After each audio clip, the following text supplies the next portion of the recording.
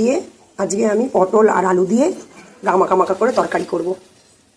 এই যে মাছের ডিম ভেজে রেখেছি, আজকে কিন্তু এর সাথে কিছু মেশাইনি, এমনি মাছের ডিমকে পিস পিস করে কেটে ভেজেছি, ভেজে এটা দিয়ে পটল দিয়ে আলু দিয়ে তরকারি করব। পেঁয়াজ টমেটো দিয়ে ভাজা ভাজা করছি আর কালো জিরে ফোড়ন দিয়েছি। এবার এটার মধ্যে রসুন দেবো না, আদা বাটা জিরে বাটা ধনে বাটা দিয়ে এর মধ্যে এবার দিয়ে দেবো এই বাটা মশলাটা দিয়ে দিলাম। আদা বাটা, আদা জিরে ধনে বাটা দিয়ে দিলাম, এই লবণ দিয়ে দিলাম।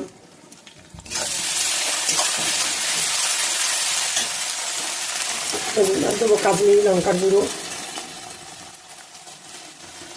এবার দিয়ে দেবো এর মধ্যে হলুদ 1 চামচি।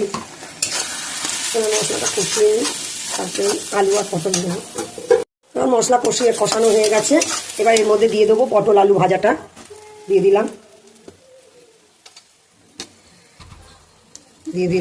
এবার কষাবো, আর একটু কষিয়ে আর জল দিয়ে দেবো, উষ্ণ গরম জল দিয়ে দেবো।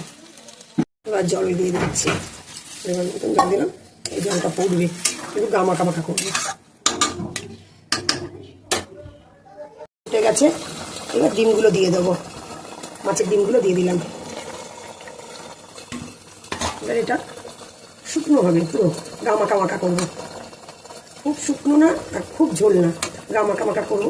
এটা হচ্ছে আমার 2 মেয়ের জন্যে, মেজো আর ছোটো, ওরা তো শোল মাছ খায় না, শোল মাছের বদলে ওদের এইটা করে দিলাম রান্না। মাছের ডিম খুব ভালোবাসে, মাছের ডিম এইভাবে রান্না করে দিলাম।